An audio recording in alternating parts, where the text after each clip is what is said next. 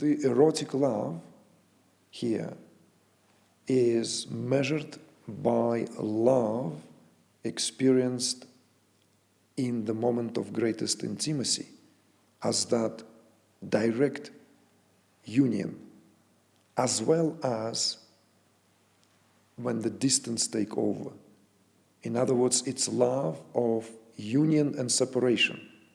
These are the key features of that love. That love cannot be fully savored if it's only dwells on intimacy. It actually only experienced fully when there is separation, physical separation. So this erotic love is fully experienced as the expression of that particular quality of Sringara. There must be the moment of parting.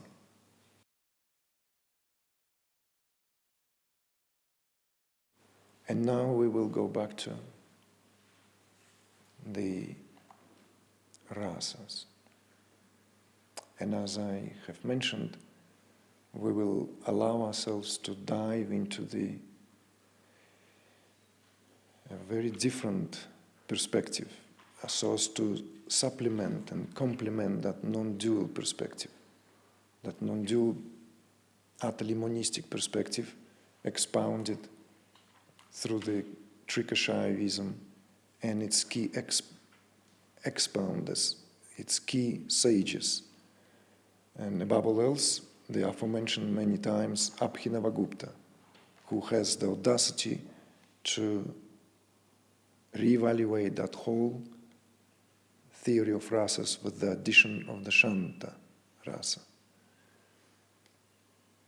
There is also within the tradition, which enjoyed great popularity to this day, enjoys great popularity and influence, is that comes from Vaishnava.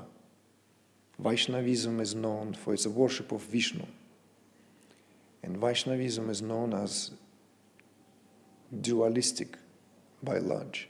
There are very few non-dual Vaishnava schools, but the Vaishnavism popularly known as dualistic in its approach, in its understanding.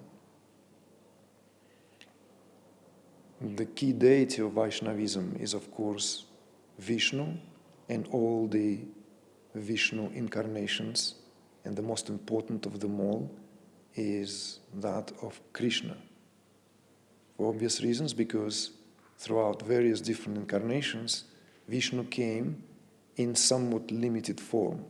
It's in somewhat form that had to be in assistance of evolution, be it a fish, a turtle, a boar, Narasimha as the lion-head human, or Parashurama, the slayer of the Kshatriyas, all the way to Rama and as a prince of Ayodhya, but still a human being pretty much, until we have Krishna, who is unapologetically comes as the incarnation of the Lord.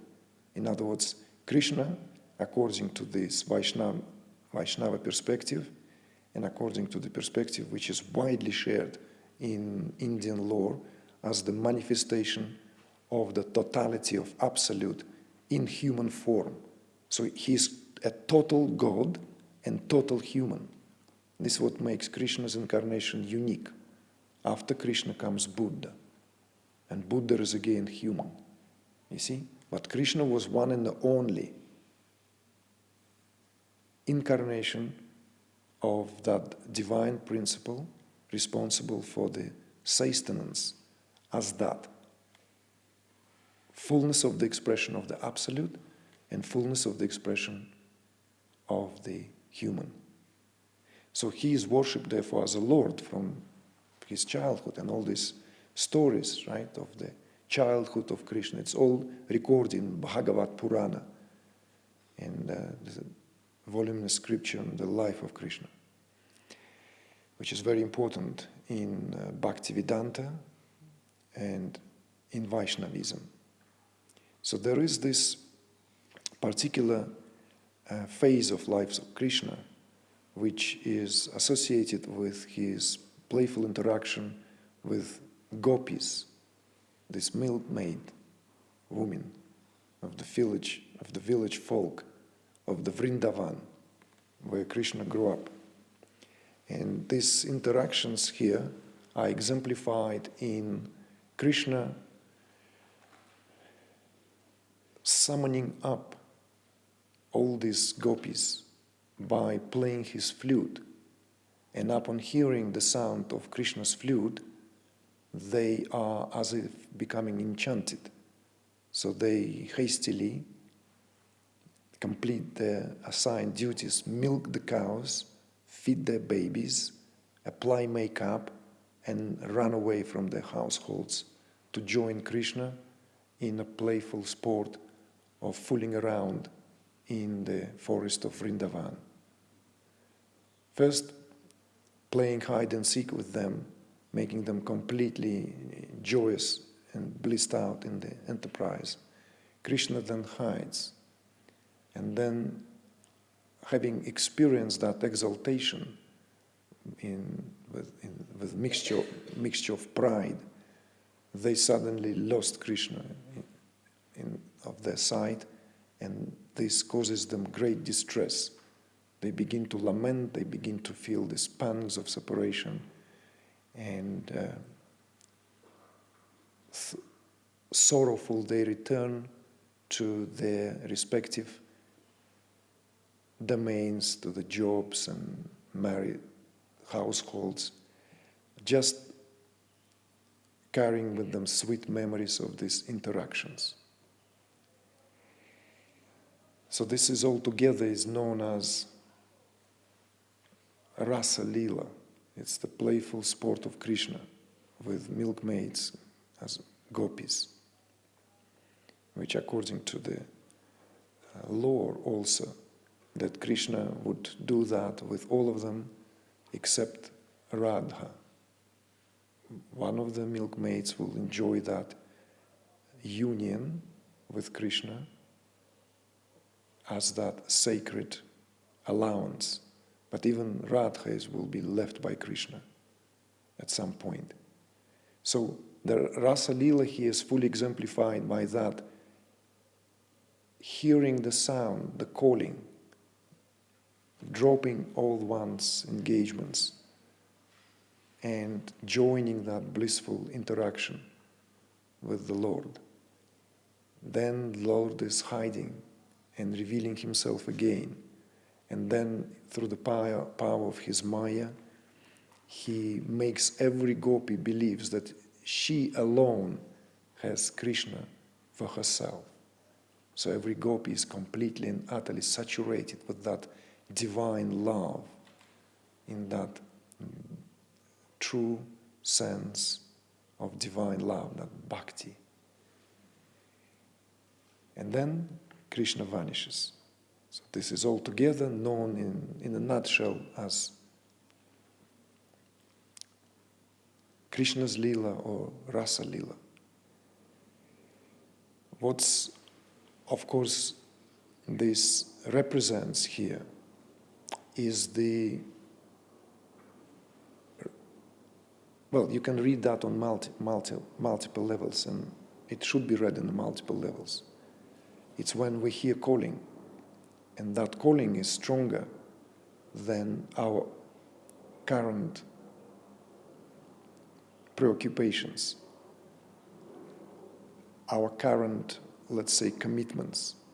That calling is way too strong. We are simply responding to that call. Here, that calling is represented by the sound, irresistible sound of Krishna's flute. At a subtle level, of course, it represents these internal processes. And gopis here represent the entire structure of the subtle pathways of energy in the subtle anatomy. Gopis are nadis here. And all these nadis are occupied, and many of them are actually inert, but the principal ones are all engaged and taken over by the mundane tasks of this worldly incarnation. Marriage, the job, this, milking the cows, right, raising the kids. At the internal level, the sound of the flute here represents that awakening force of Kundalini. And in fact, it's analogous also to the heart chakra, emanates and has the resonance which is comparable to the sound of the flute. It is also experientially available in some cases when the heart chakra, as anahata, opens up, one is in the presence of that anahata nad. And that when it first happens, it sounds as the flute, literally as a hollow flute instrument, divine in every aspect, incomparable to anything. So this sound is so enchanting that the whole structure of the pathways of energy is now redirected and orchestrated by that resonance that the sound produces. So the Gopis that leave their respective occupations and domains and commitments hurry to join Krishna in his playful enterprise. Is that what takes place at the subtle level of spiritual anatomy, when the nadis open up and this tremendous force of prana flows through them? So this is the internal dimension of the processes that the traditional story of Krishna's playful interactions with the Gopis represent.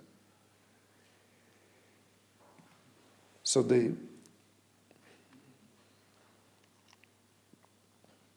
in the unfoldment of the theory of rasas, which was already present in India for quite some times, there comes this interpretation of certain rasas. And the interpretation of the rasa of love is given by one of the key exponents in Vaishnavism. And his work here is legendary because he gives this perspective on fivefold nature of love, defining each of them very, very clearly. His name is Rupa Goswami. Rupa, just Sanskrit term for form, Rupa Goswami. And Rupa's work is just as well known, obviously, in Vaishnavism, but also in the classical Indian theatre, because he expounded on the nature of love in terms of defining with as great precision as he could these different aspects of how love can manifest. In his expositions, it begins with the so-called peaceful love. So the first is the peaceful love, Shanta Rasa Lila. This is the expression of love which has at its basis these transcendental qualities.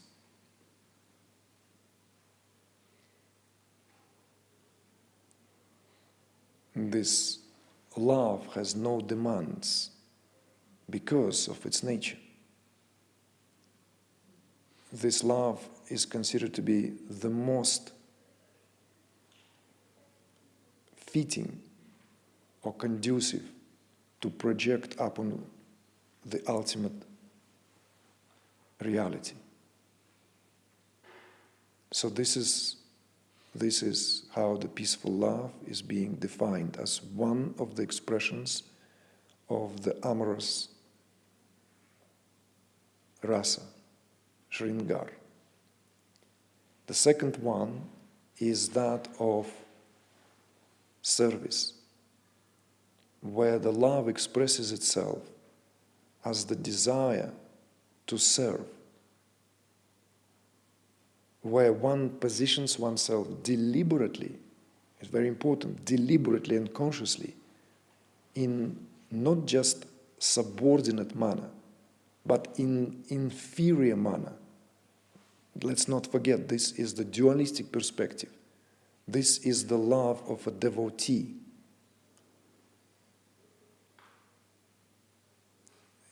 Love of a devotee who exalts, and it takes that form. The love expresses itself in action, always. This is true in Western civilization. You'll find these teachings among Christian mystics. Love expresses itself in and through action. If love is only an abstract, like, I love you, blah, blah, blah, do, and it doesn't accompanied by any actions, it's most likely not love, but of something else that hasn't yet fully manifested itself as love. Love, lovey, what is it? Love, lovey, lovey, do? It's usually just a result of psychological immaturity, that love is not just a state of emotional state of one's being, but it immediately has to translate into action. So in this case, it takes form of service. Then there is a third form of love that it takes: companionship. This is a true definition of intimacy of friendship.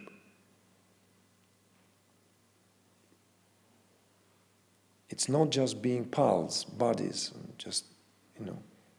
it's a manifestation of love in the form of companionship. And it has distinctive features of equality, but also, at the very same time, a readiness for sacrifice. When you love your friend, you will sacrifice anything of yourself in a blink of an eye, if it's true friendship. That's what love, friendship here represents. The third form, companionship, sacred companionship.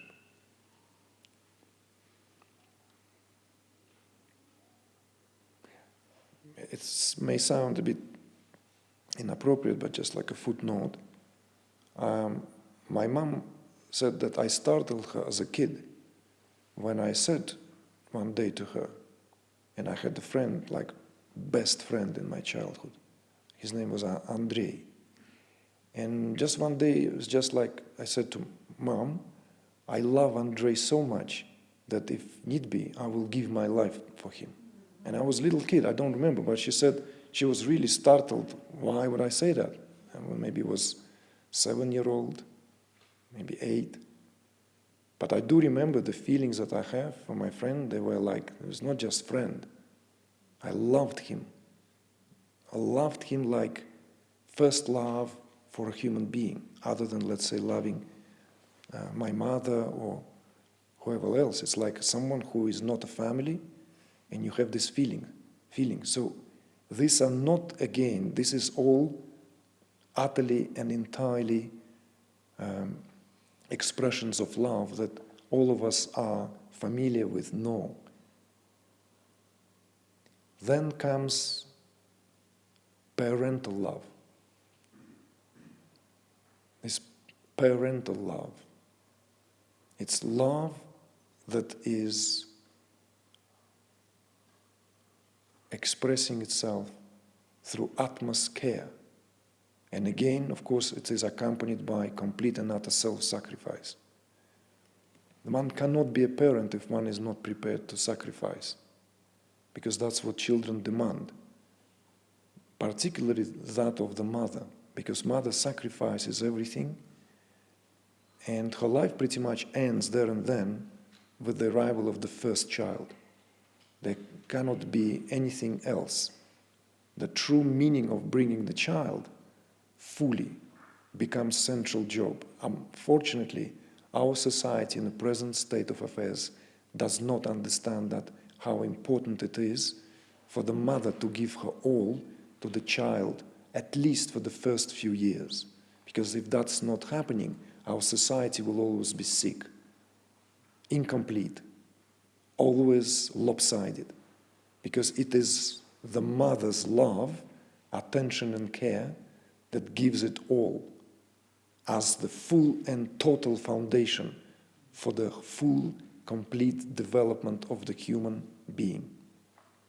If this is not happening, then child doesn't receive the fullness. So parental love here is therefore considered to be the most divine expression of all expressions of love, because it's the most sacrificial in its essence.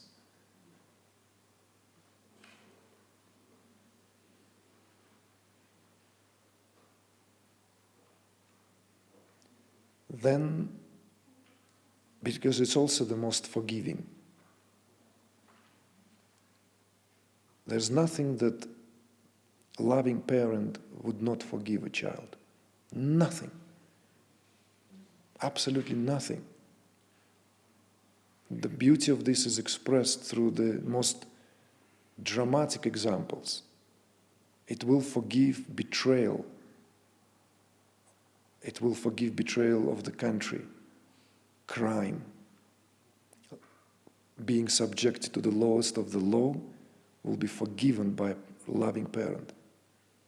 This is the nature of love, the parental love.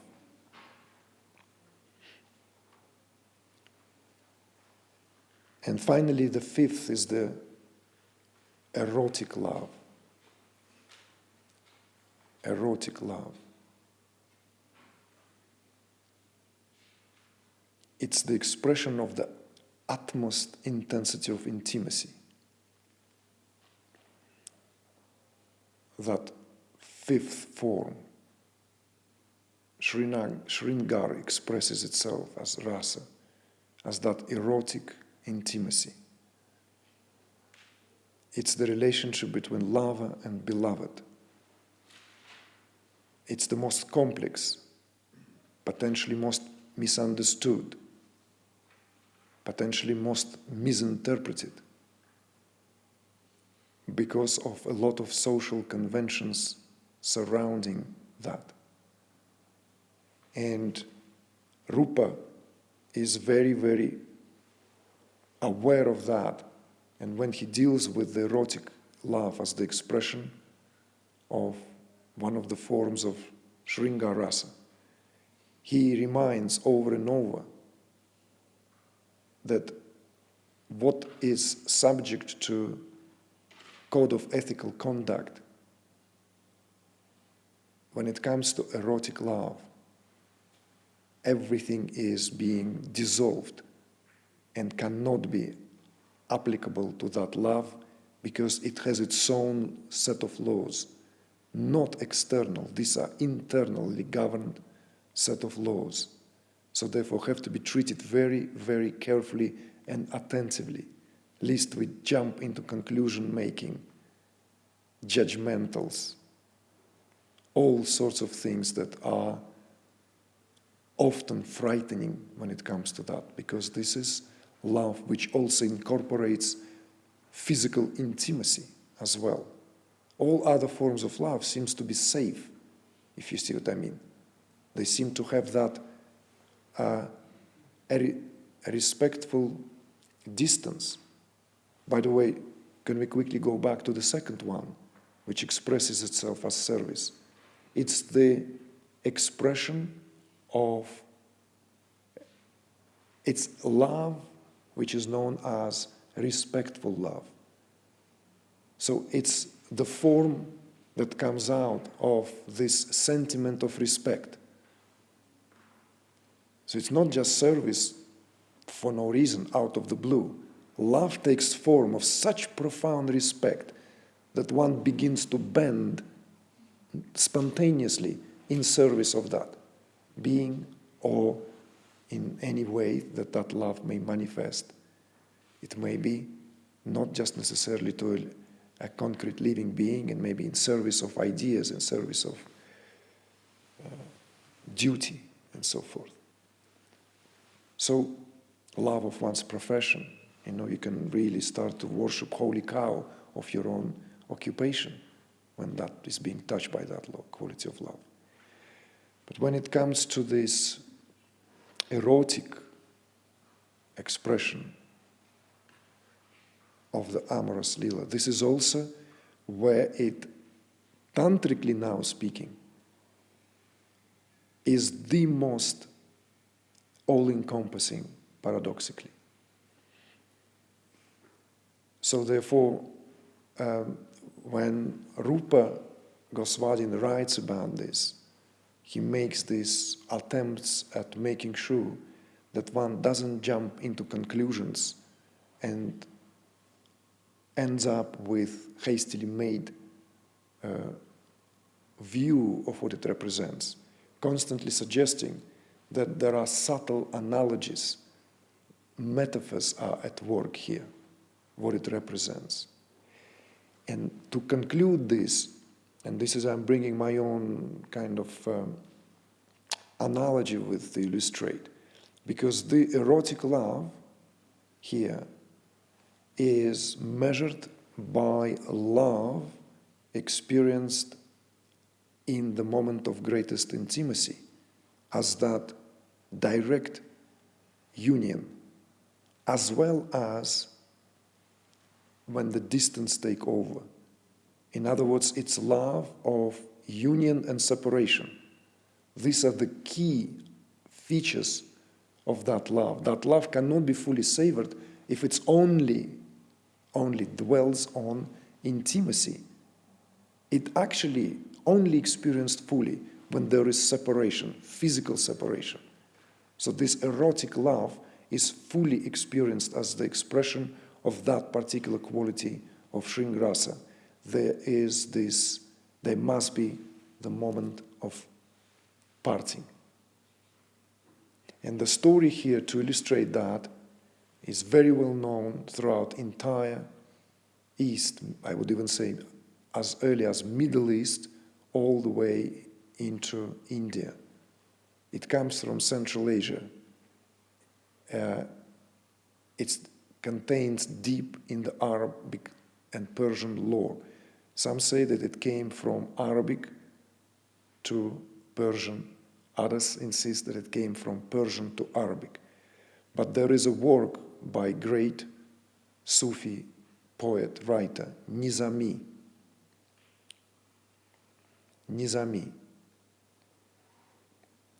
who has authored this under the title Leila and Majnun, Leila and Majnun.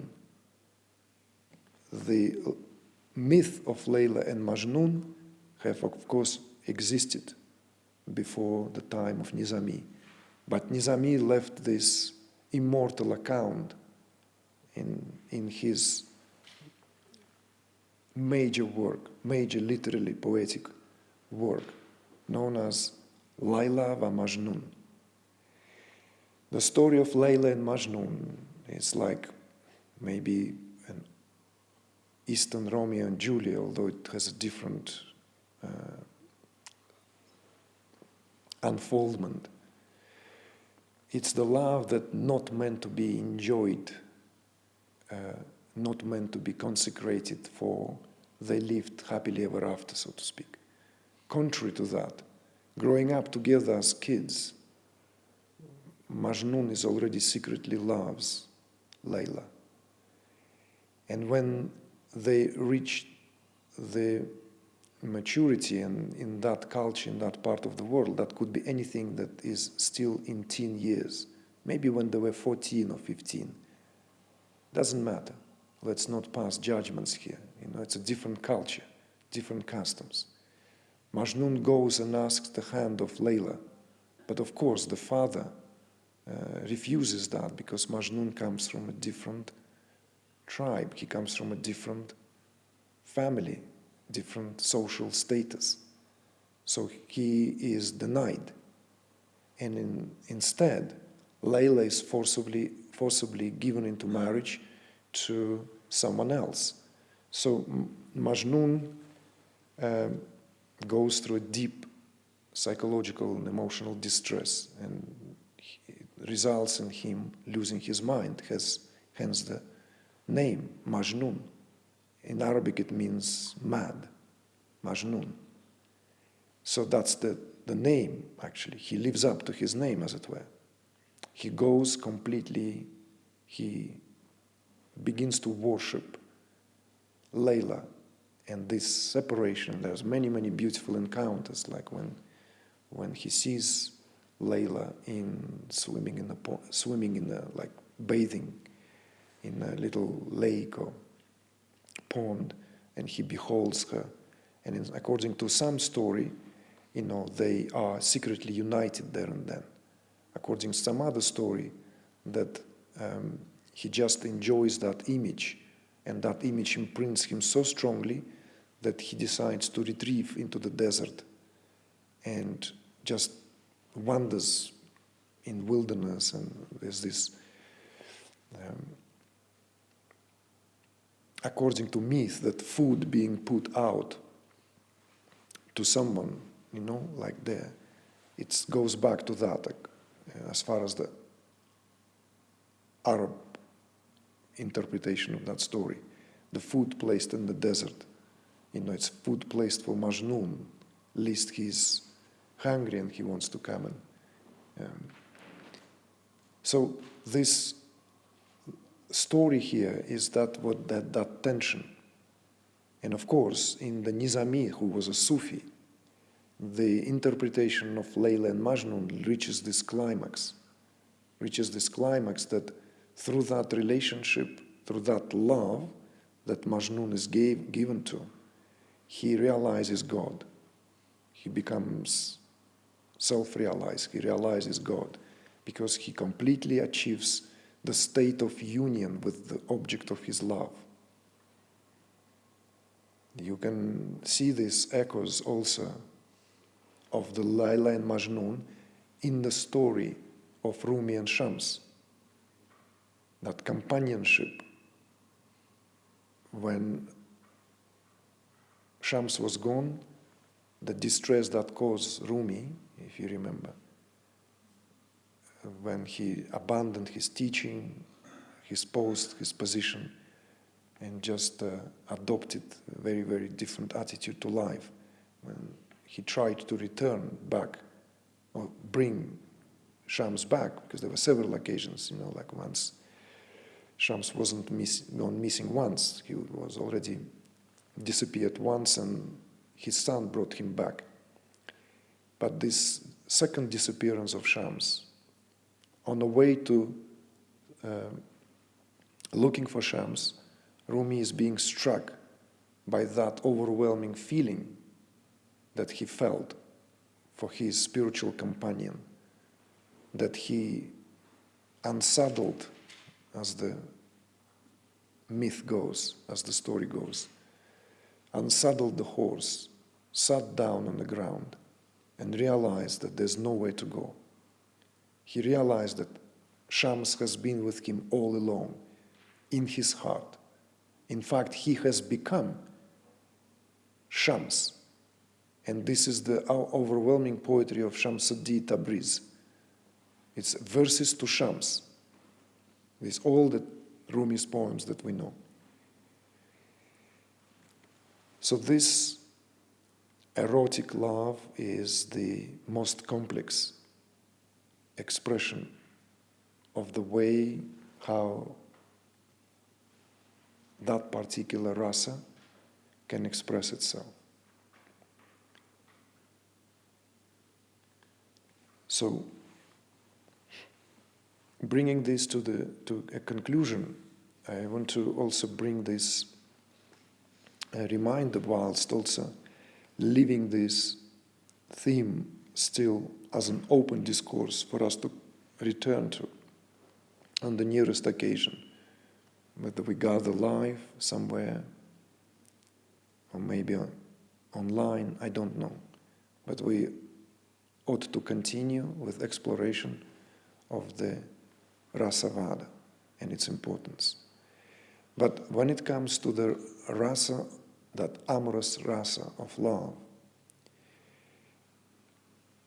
it's considered to be the most superior, the most supreme, other than Shantarasa for different reasons. Shantarasa here is not superior to any other rasas. It's simply that which transcends all of them altogether, and illumines them at the very same time. So Shantarasa cannot be spoken in any comparison to other rasas. This is with the clarity of Abhinavagupta's teaching, that upon experiencing, awareness falls back, and it falls back into that which has flavor, and that flavor is Shantarasa. At the end of our experience, whatever that experience happens to be, there is very subtle sense, taste, and that's when you directly partaking in the flavor of peace. Any experience that is one way or another fully being savored, the experiencer falls back onto itself. The experiencer falls back, and this sweet, lingering taste of Shanta is what the culminating phase of every experience. But when it comes to the amorous one, it's considered to be superior, the most important of all. And it's the one that one can indulge without any restrictions. In the forthcoming book, which meant to serve as the very first something published, we deal with that in great detail in terms of the practice and practices that Tantra utilizes here. Fasting on rasas, because one can fast on rasas. With the example, for example, given the rasa of krodha, so as to consciously observe when we are getting too agitated and angry as a result, so as to introduce this possibility of reducing that what burns. Because certain rasas you see here, though are legitimate states, and this is where I would like to keep this as an open discourse, is because there are literally just and justified expressions of anger, for which there are different terms in English language. It's this fury, just fury, where we do not need to be unapologetic about our emotional response. And yet, some of these rasas need to be worked with attentively. If one is repeatedly given to the rasa of disgust, then that would turn experiences sour. You see? But the shringar rasa is sweet. Sweet. And sweet is what builds, even Ayurvedically, sweet taste, though one of the 6 tastes, is considered to be superior to all. Why? You tell me why. You answer that question, why sweet taste is given here. Not sugary taste. Madhu taste. Madhura, madhu, honey-like taste. not homogenized, Peru, Bulgaria mixed. True honey. Honey. Sweet taste is also the expression of on the internal level of healthy functioning, digestion, which results in the power of our immune system as ojas. So sweet taste builds tissues.